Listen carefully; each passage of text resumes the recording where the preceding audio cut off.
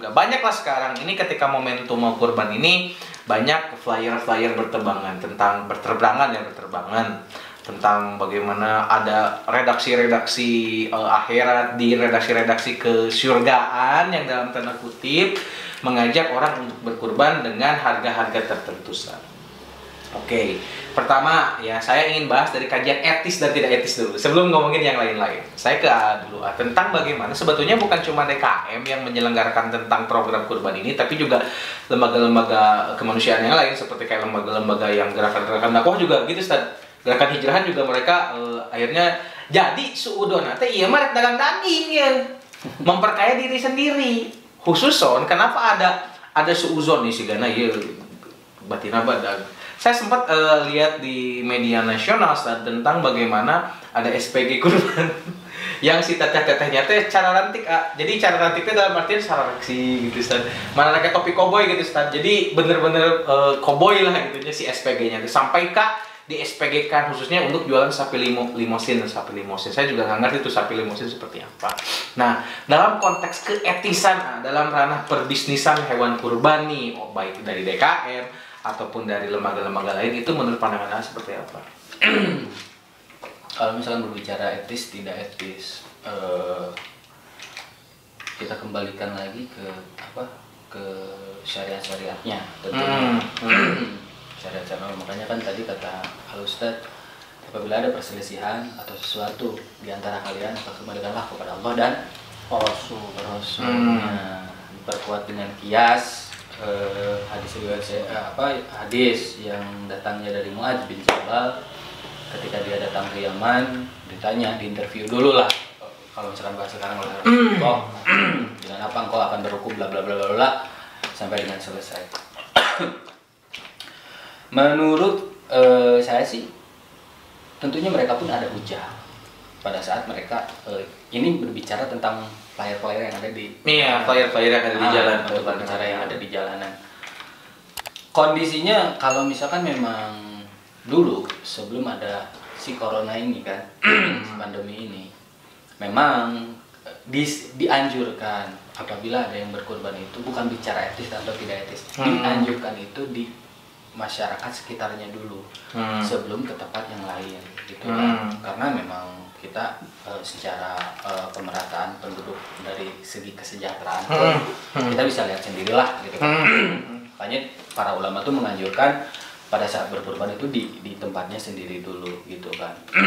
Tapi ini menjadi opsi atau alternatif, apalagi dengan zaman sekarang yang pemerintah membatasi dengan alasannya gitu kan, karena memang kondisi pandemi ini, itu menjadi satu alternatif menurut saya gitu.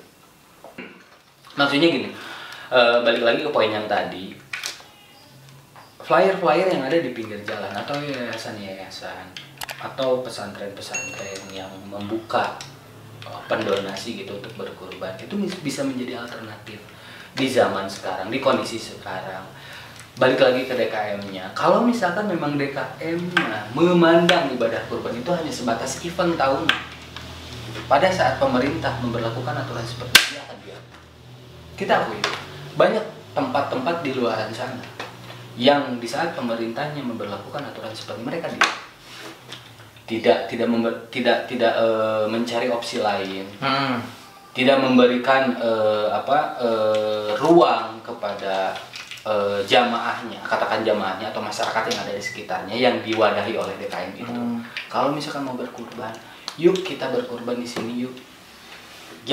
Yang kita tuh bisa, menurut saya sih bisa gitu kan, ke si yayasannya atau ke jagalnya. Kita mah hanya sebatas menerima gantingnya saja, yang itu bisa dikonsumsi untuk masyarakat sekitar. Ganting itu apa? Dan apa ya? Daging jadi. Oh, daging yang sudah dimasak. Ya, bukan keresekan. Daging Sunda berarti ganting. Dua ganting. Saya tak apa ganting. Gini, Ustaz, sekarang ke Ustaz nih. Sekalian respon yang tadi, karena gini, Ustaz, tadi kan yang mention tentang batik kan Ustaz awalnya batik hewan kurban ya. Jadi saya kepikiran batik hewan. Terus juga berhubungan dengan ini, Ustaz. tentang misalkan kan tadi masalah Ustaz juga bisa terangkan dalam secara kajian fikihnya tentang bagaimana berniaga dan keuntungan yang diambil dari perniagaan itu Ustaz ya. Karena kan ini sifatnya general Ustaz ya, itu pertama. Terus juga masalah ini Ustaz, saya agak sedikit menarik tentang buruh. Kan kemudian pas ada momentum kurban teh ada yang jagal, dan itu kan bisa kayak kudu profesional yang sudah apa ya Ustaz ya, sudah ada pengalaman lah dalam ranah, apalagi jagal sapi kan Masya Allah Ustaznya keposehan teh bisa najong batur gitu kan. Saya sempat dengar semacam itu. Dalam ranah ini Ustaz, kadang masyarakat berpikir tuh etis mana yang ngokot buru kan orang hayang ama bla bla bla. Solusi Ustaz yang bisa ditawarkan juga, ini kan juga mereka tenaga profesional Ustaz. Tentu keringatnya, pengalamannya pun juga harus dibalas dengan hal-hal yang profesional juga. Nah, menurut Ustaz kayak gimana tuh? Sebetulnya urusan ini adalah urusan bagaimana memanage sebetulnya. Dan syariat juga sebetulnya sudah mengatur itu. Pertama biasanya dalam teknis ya pelaksanaan gitu ya, itu kan sudah disampaikan oleh Rasulullah tidak boleh. Apa teh yang tidak boleh teh? Si yang menyembeli atau panitia atau yang menyembeli lah katakan itu mengambil upahnya dari bagian hewan kurban. Itu jelas nggak boleh. Contoh, ya nggak boleh. Contoh, dan mencit mah biasanya sok huluna. Nah, atau kulitna itu tidak boleh. Ya, bagaimana solusinya? Kan tetap lamun eueuh nu mencit mah nyangger. Yang bareng moali pencit, moali dahar lagi gitu. Sok rek kumaha. Iya betul gitu. Jadi ini adalah urusan bagaimana kita pola komunikasi tadi. Pertama, panitia itu harus mempersiapkan sampai sedetil mungkin. Bagaimana ini hukum supaya tidak dilanggar, ya juga, gitu kan? Masing-masing juga ini ada satu sama lain tidak saling dirugikan, gitu ya. Jadi apalagi sekarang misalnya nyewa tenaga ahli jagal atau ustadz yang biasa memang dia sudah ahli gitu ya. Nah, ketika Idul Adha mah kan tetap ustadznya disebutnya jagal gitu kan, pakai kopiah nah, jadi sebetulnya bisa solusinya adalah dengan apa? Dengan memberikan hadiah bukan upah. I see. Gitu. Okay. Ini yang kemudian jarang diungkapkan. Ya, ini beberapa faktor saya lihat. Pertama karena ada kecanggungan dari panitia. Kan kurban itu, hewan kurban sekarang anggaplah mahal. Ya domba 3 juta, ya sapi bisa sampai 4 juta, 5 juta per orang, gitu kan? Dan tadi harga juga kita juga tidak bisa melawan itu lagi.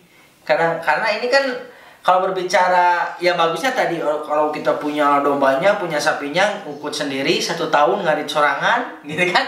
Nah ini persoalannya kan nggak bisa per orang seperti itu. Akhirnya adalah inisiatif untuk mempermudah kita. Kalau saya menyebutkan lebih mereka itu mempermudah, gitu ya, orang untuk berkurban, apalagi di perkotaan, gitu ya. Itu kan nggak ada ini, sehingga itu kan dia butuh transportasi dan sebagainya, ya. Husnudzon kita adalah, yalah orang berdagang itu ya nggak masalah. Misalnya gini, keuntungan ya. Betul, nggak masalah. Itu kan bagian dari muamalah, gitu ya, bagian dari muamalah. Dan ketika misalnya orang misalnya kalau punya sendiri kan nggak akan ada yang dagang. Masalahnya kan nggak ada yang memelihara, akhirnya harus dihadirkan dan itu butuh transportasi, biaya dan lain-lain, gitu ya. Nah itu seperti itu. Kemudian juga masalah tadi berarti bagaimana solusi yang selanjutnya adalah dari sohibul kurban itu, dan panitia juga menyampaikan harga hewan kurban misalnya 1 ekor 3 juta. Ya. Kalau mau berinfak untuk dalam tanda kutip tadi pengurusannya, beli kresek, beli apa itu diinformasikan. Nah kenapa ini menjadi sebuah tadi suudon dan sebagainya? Panitia teh bingung. Ya kalau tadi saya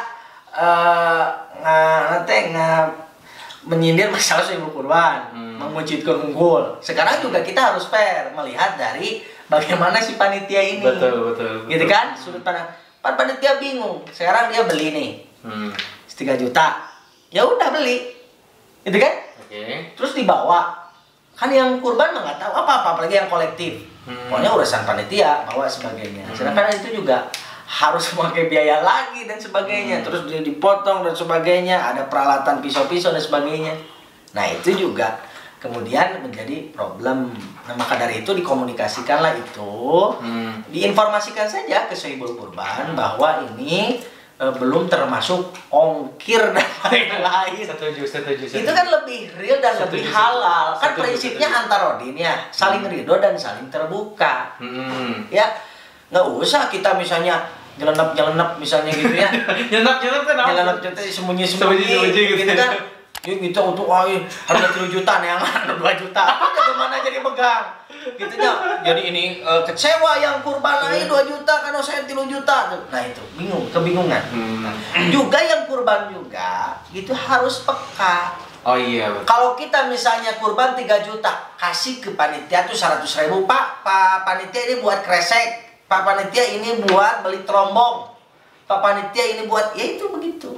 Seharusnya seperti itu. Maka panitia itu mempersiapkan begitu dari awal tuh A, B, C, D, dan Z. Apalagi kalau sekarang misalnya ada peraturan-peraturan yang memang membatasi.